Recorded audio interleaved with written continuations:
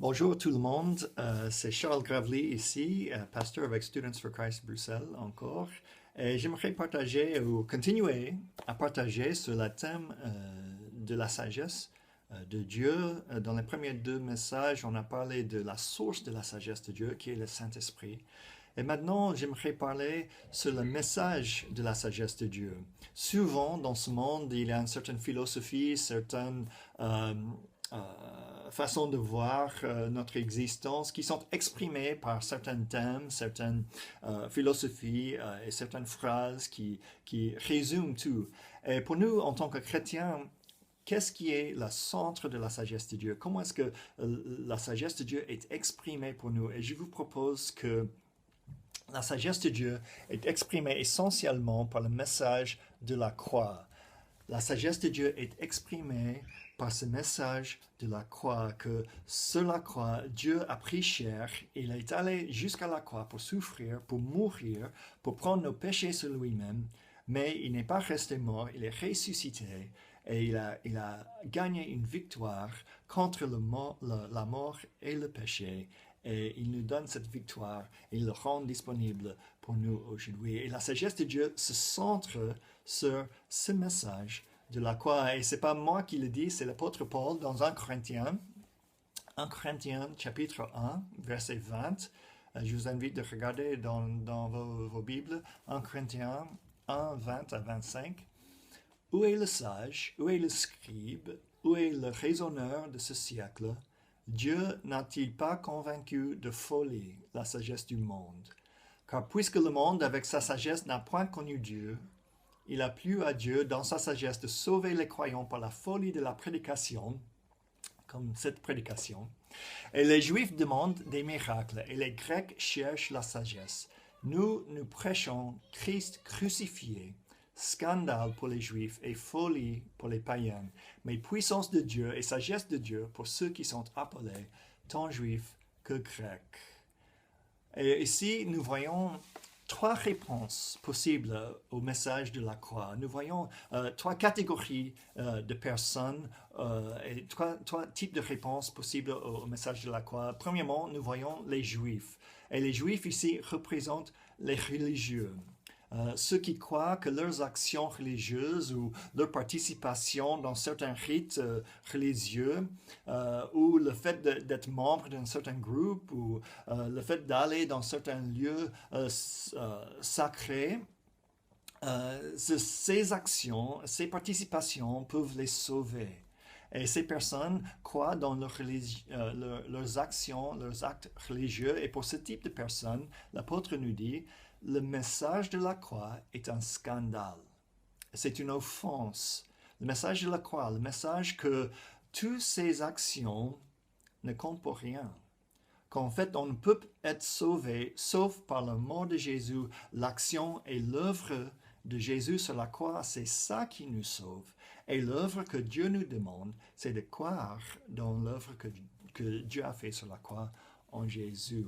Et en fait, c'est un scandale, c'est une offense, parce qu'il dit que toutes ces autres actions ne comptent pas pour nous sauver. Et on doit simplement placer notre foi dans les actions que Dieu a faites. Donc c'est un scandale. Il y a une deuxième réponse qui est mentionnée ici, et qui est représentée par les païens.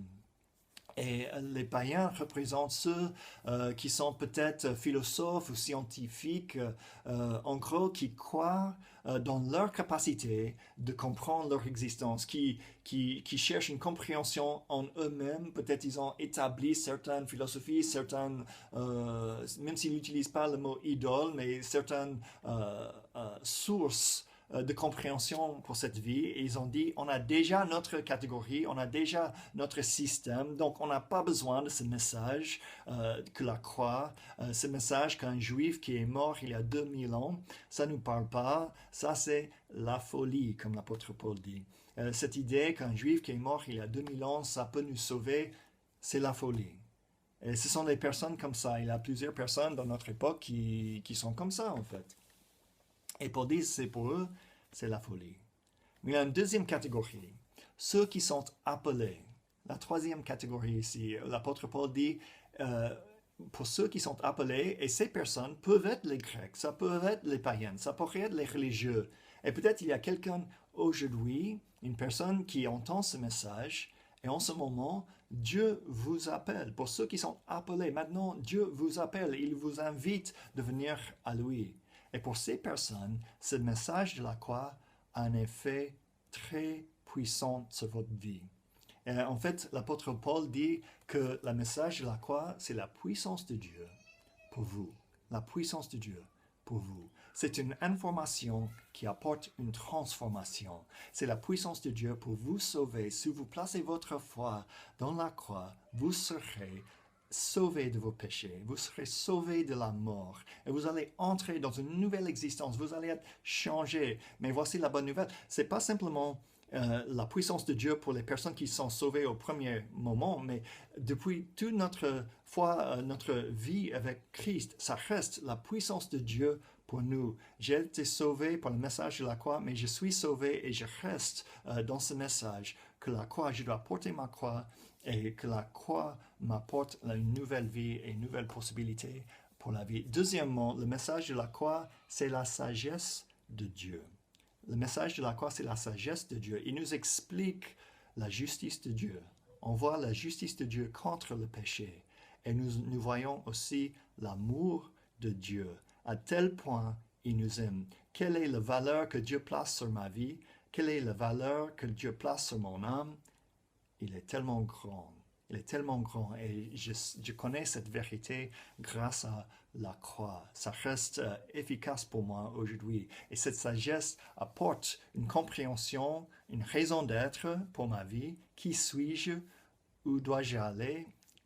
Quelle est mon existence dans cet univers? La croix me parle de ces vérités. Il m'explique ces choses.